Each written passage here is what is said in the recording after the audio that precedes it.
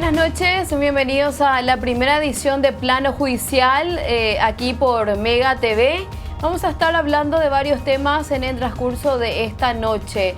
Lucas Aracho, ¿cómo estás? Muy bien, Noelia, un gusto iniciar esta nueva edición de Plano Judicial a través de las pantallas de Mega TV. Un lunes muy cargado por tribunales, varios temas que vamos a ir comentando en el transcurso de esta noche.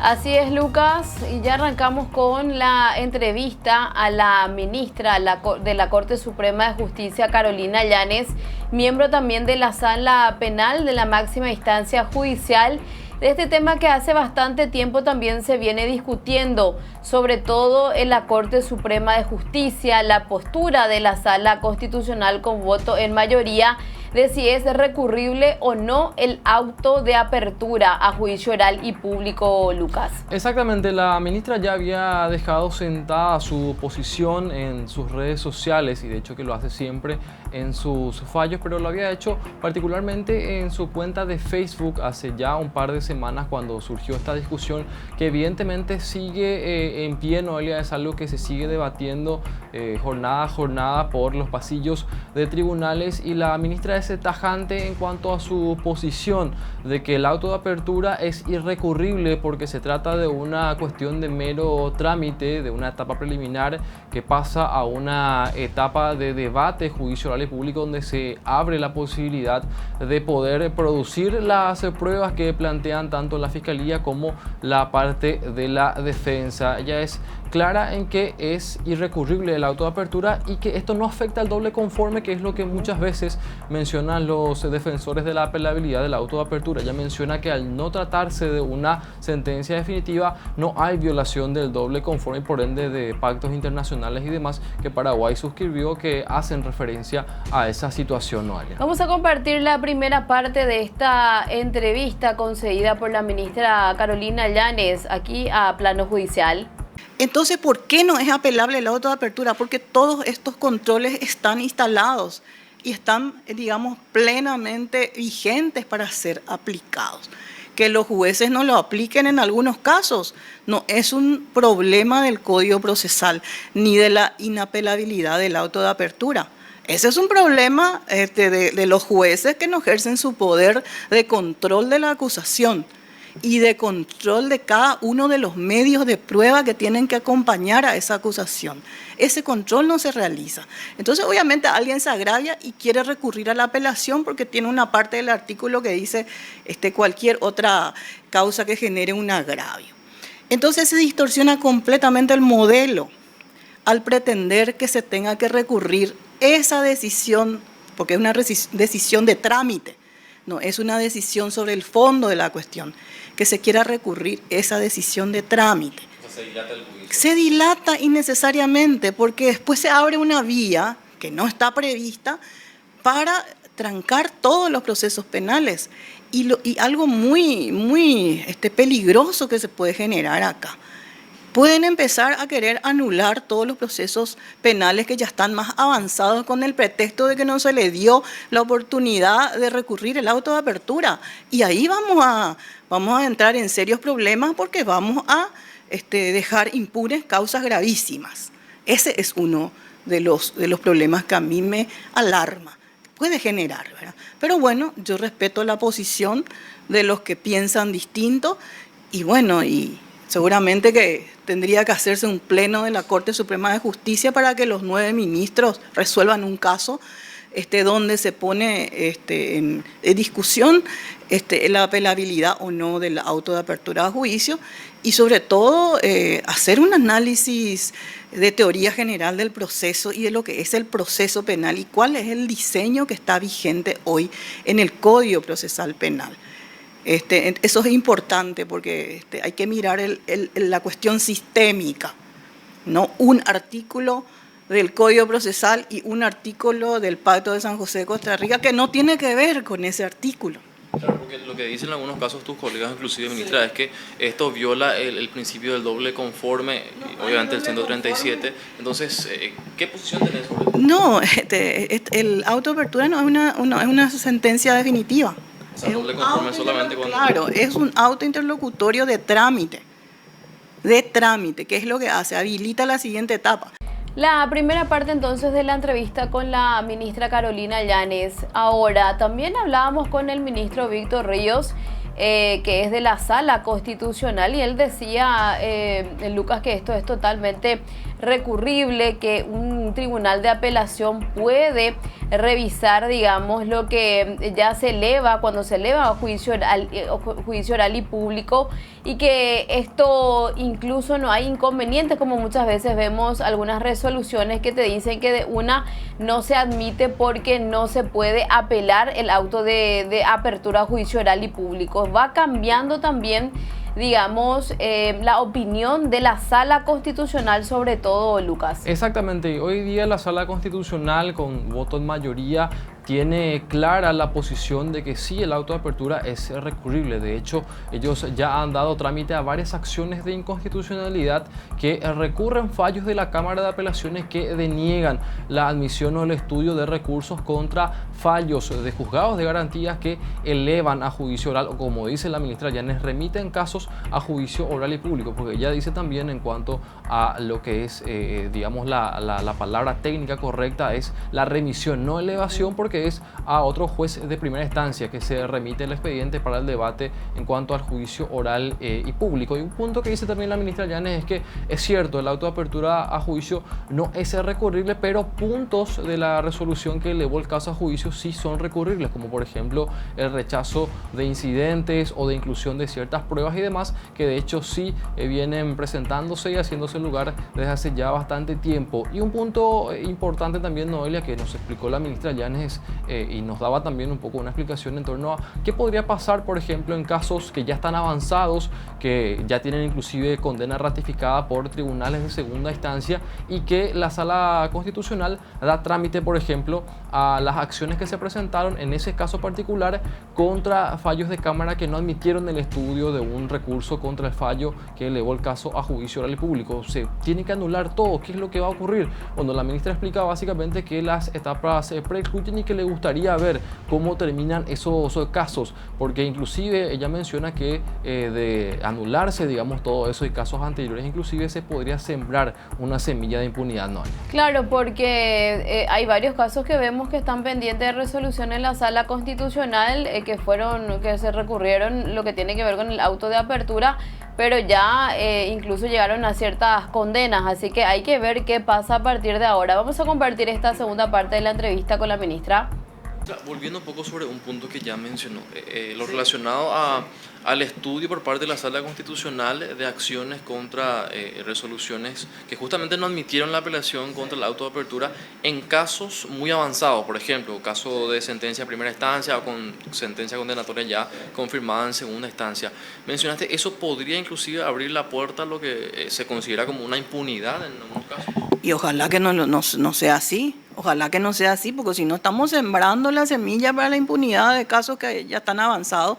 Además, no creo yo que tendría que hacer caer toda la estructura del proceso penal un acto de trámite. Es un acto de trámite, después se puede corroborar efectivamente si estuvo o no estuvo en indefensión. Ahí no necesita como le digo yo, el electrocardiograma, subir y bajar.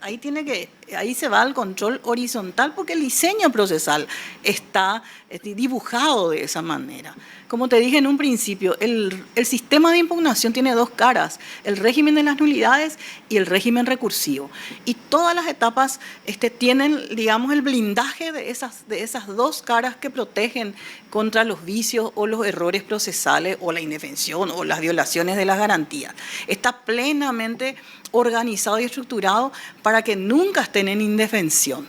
El tema es que hay que saber utilizar también el sistema y hay que saber plantear cada uno de ellos estratégicamente, porque las cosas que no se protestan a tiempo se consienten y se convalidan, dice también el 165. Entonces, si no sos capaz de cuestionar a tiempo y lo querés hacer todo a última hora, entonces también hay una convalidación y bueno, y eso conforme al sistema implica que no hay nulidad, ¿verdad?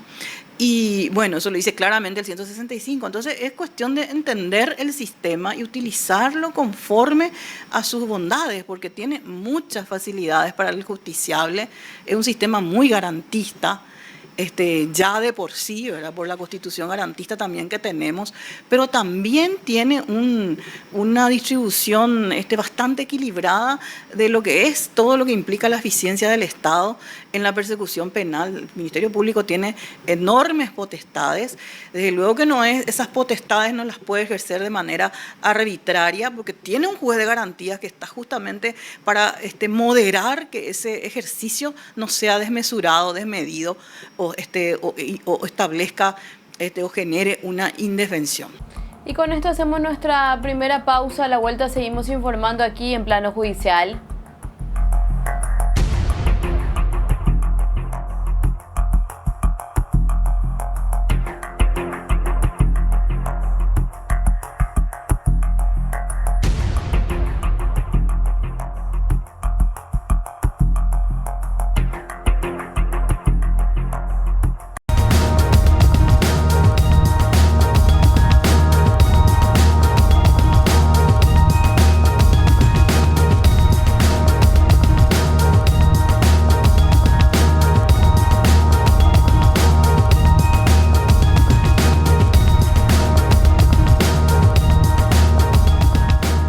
Informando aquí en Plano Judicial, tenemos que hablar también del caso de abuso sexual de una niña de 11 años, porque el día de mañana debía realizarse esta audiencia preliminar para un alto funcionario de una de las facultades de la UNA.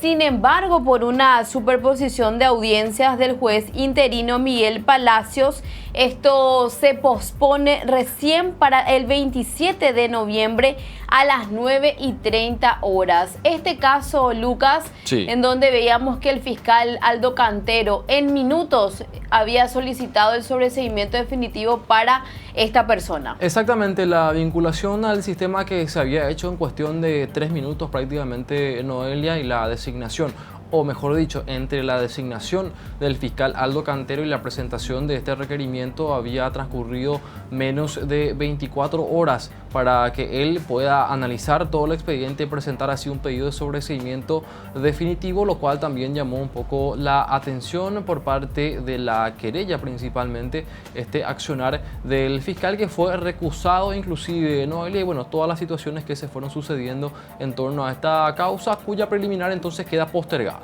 Queda postergada y está con nosotros la abogada querellante Betina Legal. Buenas noches, doctora. Gracias por estar con nosotros aquí en Plano Judicial. Buenas noches, Noelia. Buenas noches, Lucas. Que tengan una buena jornada. Efectivamente, estamos con una postergación de audiencia. Doctora, de acuerdo a esta notificación, lo que les dice este juez, que es interino, el doctor Miguel Palacios, es que tiene otras audiencias, que por eso no va a poder hacer. Sí, Noelia, nosotros teníamos fijado una audiencia por el juez natural de la causa, que es el doctor Raúl Florentín, y nos desayunamos este mediodía que está de permiso, y le estaba interinando el doctor Miguel Ángel Palacios, y nos desayunamos con el tema de que se posterga la audiencia por superposición de audiencias con su juzgado. Entonces pasa esta audiencia 10 días más, y vamos a ver el desenlace, porque realmente nosotros lo que buscamos es que Fiscalía General rectifique ese requerimiento de sobreseimiento definitivo que estaban comentando fue presentado fugazmente. Doctora, ¿qué les parece el hecho de que se haya fijado la preliminar y ahora el juez original está de permiso y va con otro juez y bueno, se tiene que posponer esta diligencia? De momento consideramos que es una cuestión que escapa de las posibilidades del juez interino, porque entendemos que su juzgado también tendrá audiencias fijadas con antelación. Confiamos en los jueces designados de momento hasta que podamos realizar la audiencia preliminar. Esperemos que no se siga superponiendo, que no se sigan posponiendo, que no se sigan presentando dilaciones, porque realmente lo que buscamos es justicia para esta niña. Ahora, doctora, va a ser importante un poco también el desarrollo de esta audiencia preliminar. Ya en una entrevista anterior nos habías comentado y habíamos hablado sobre el fundamento de este pedido de sobreseimiento definitivo. ¿Ustedes como querella van a insistir en que se imprima lo que se conoce como el trámite de oposición para poder, digamos, rectificar esto ya en Fiscalía Adjunta, no? Asimismo, nosotros pedimos que Fiscalía General sea la que revise realmente, porque nosotros sí tenemos cuestionamientos con la fiscal adjunta Lourdes Samaniego, ya que en todo momento ha hecho lo imposible para trabar este proceso, incluso ha llevado la carpeta fiscal cuando estaba en plena etapa de investigación por más de un mes a su fiscalía a hacer una auditoría, y con eso ha trancado la realización de numerosas diligencias hasta el punto que se tuvo que pedir una prórroga extraordinaria en ese sentido. Entonces, realmente nosotros no confiamos en el trabajo de la doctora Samaniego, pero sí queremos que sea revisado por Fiscalía General a través de otros adjuntos, probablemente porque ella está recusada y hasta hoy día no me han notificado su reincorporación como fiscal adjunta en esta causa, y buscamos que esa revisión se haga por otras personas que no sea ella, ¿verdad? En el mismo sentido, nosotros presentamos una acusación con fundamentos válidos. Existe cámara Gesell, existe contención, existen informes psicológicos tanto del Ministerio Público, Centro de Atención a Víctimas, como de una psicóloga particular que la atendió desde el primer momento, y con ello estamos más que convencidos de que el hecho existió y que el culpable debe pagar. Ahora, doctora, en torno también a lo que es el trabajo o la intervención en su momento de la fiscal adjunta, ¿por qué ella había tomado esas decisiones que nos acabas de mencionar? ¿Hubo algún fundamento, algún argumento para poder tomar esas decisiones y llevar a cabo esas acciones que recién mencionaste? El único fundamento fue el pedido de la defensa de una auditoría de la causa, y fue al solo efecto de trabar varias diligencias investigativas que estaban siendo realizadas a los efectos de llegar al plazo final de investigación de 6 meses. Y como te digo, con esa acción lo que hizo fue abstraer la carpeta, no poder realizar esas diligencias, y se tuvo que pedir una prórroga extraordinaria incluso. Doctora, ustedes recibieron también audios en donde se les decía que esta causa prácticamente iba a ir al archivo, que este alto funcionario iba a obtener su sobreseimiento definitivo.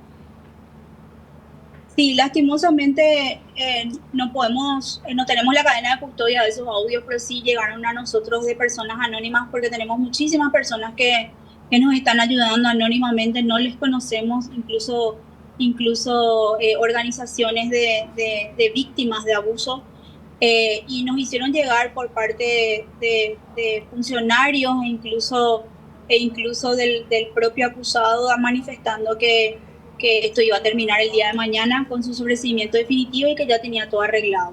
Como te digo, lastimosamente no podemos presentar como prueba eso, pero es una presión muy grande para nosotros que realmente un caso tan grave esté arreglado políticamente. Políticamente, doctora, porque hay gente, digamos, de cierto partido que está involucrado en esto, ¿o no? Hay gente vinculada a la política, no directamente en política, pero sí vinculada a la política. Doctora, lo que tiene que ver con el fundamento un poco de este pedido de sobreseimiento definitivo y más puntualmente con esta prueba o este informe de credibilidad que se menciona en el pedido del fiscal Aldo Cantero, ¿cuál es la posición que ustedes tienen? ¿Consideran ustedes que esto debe ser directamente analizado? Me refiero a lo de la cámara Gesell ya por un tribunal y no así por otra persona, una suerte de una pericia de la pericia, como se menciona coloquialmente, o qué posición, qué postura tienen ustedes en torno a esto que argumentó el fiscal Aldo Cantero. Asimismo contrariamente a numerosa jurisprudencia que existe a lo largo y ancho del país, se realizó un informe de credibilidad que el primer punto es que se realizó por la misma persona que tomó la cámara Gesell, o sea, hizo el análisis de su propio trabajo a través de un cuestionario que no está fundado, que simplemente tiene una numeración poniéndole puntos según su criterio, si se cumplieron o no ciertos puntos dentro de ese relatorio de Cámara Gesell. 19 puntos tiene este informe de credibilidad y varios de ellos van incluso en contra de la víctima, pese a ser beneficiado el victimario. Por ejemplo, uno de los puntos del informe de credibilidad dice si el victimario se ha arrepentido, y si la niña no contó en su testimonio que el victimario se arrepintió, entonces tiene 0 puntos. Cuando uno menos puntos tiene, es menos creíble según ese informe. Por ejemplo, otro punto es si el victimario le pidió perdón. Si ella no refiere que le pidió perdón o nunca le pidió perdón, entonces va también en contra de la puntuación, le ponen 0 también. Entonces, obviamente obtiene muy pocos puntos porque el relato no contiene esas preguntas de ese cuestionario. Entonces va en contra de su credibilidad ese sistema que utilizó esta psicóloga. Y además, a lo largo y ancho de la República, como dije, hay numerosa jurisprudencia que dice que el único órgano capaz y competente para revisar un testimonio en Cámara Gesell es un tribunal de sentencia. Doctora, aparte de eso, ¿cómo queda en este caso la denuncia que hizo la niña? Si esto se le otorga el sobreseimiento definitivo a esta persona. Esa denuncia, nos decías en entrevistas anteriores también que ella estaba con temor, pero que se atrevió también a hablar sobre esto. Asimismo es, como te dije, hay numerosas organizaciones de víctimas que incluso nos dicen que no denuncian por miedo a la impunidad, por miedo a que esto pase. Esta nena de tan solo 11 años se animó, denunció a una persona muy cercana y se animó a hacerlo, y que la justicia no le dé respuestas por cuestiones políticas es muy duro, más todavía con la edad que tiene, la adolescencia. O sea, nosotros buscamos que así como ella fue valiente y se animó, también la justicia sea valiente y pueda castigar al responsable. Gracias, doctora, por conversar con nosotros aquí en Plano Judicial. No, gracias a vos, Noé, gracias Lucas y gracias por la atención de siempre. La abogada querellante Betina Legal conversando con nosotros entonces sobre esta audiencia preliminar que se pospone para el próximo 27 de noviembre. En esta audiencia el juez ya Raúl Florentín va a tener que resolver justamente lo que tiene que ver con todo esto de el trámite o no de oposición debido a que hay un pedido de sobreseimiento definitivo para este alto funcionario, Lucas. Exactamente, Noelia, un punto importante también subrayar, lógicamente rige la presunción de inocencia para todas las personas que están sometidas a un proceso penal. Eso es un derecho de rango constitucional, pero en este caso resaltamos lo que está sucediendo porque resulta un poco llamativo inclusive el actuar del fiscal Aldo Cantero por el corto lapso que tuvo el expediente y el requerimiento que hizo en cuanto al sobreseimiento definitivo de este hombre que está siendo investigado, y por supuesto lo que tiene que ver con este informe de credibilidad que, como bien ya lo escucharon, es muy cuestionado por la querella, y todo esto va a quedar por supuesto a cargo de un juzgado penal de garantías para dirimir qué es lo que va a ocurrir en torno a esta causa. Antes de despedirnos brevemente, Lucas, se apartó finalmente el juez de sentencia Darío Báez del caso Paraguayo Cubas. Exactamente, se inhibió el juez de sentencia Darío Báez de entender este juicio oral y público de Paraguayo Cubas. El viernes hablábamos de toda esta recusación que se presentó, la ampliación que hizo el propio Paraguayo Cubas en la audiencia, tratándole de todo al juez Darío Báez, inclusive amenazándole con que lo iba a cintarear si lo encontraba por la calle y diciendo que no lo hacía en ese momento porque estaba con guardias. Finalmente el juez ya entendió que tiene una animadversión hacia el acusado, hacia el ex candidato presidencial paraguayo Cubas Colomés. Entonces él se aparta de entender este juicio oral, y habrá que ver qué es lo que pasa con el suplente, el doctor Héctor Capurro, si es que acepta o no integrar el tribunal de sentencia, pero por de pronto no se va a poder iniciar este juicio oral porque el tribunal no está completo, ¿no? Así es, Lucas, y con esto nos despedimos. Nos encontramos nuevamente mañana aquí por Mega TV. Buenas noches, Lucas. Buenas noches, Noelia, será hasta mañana.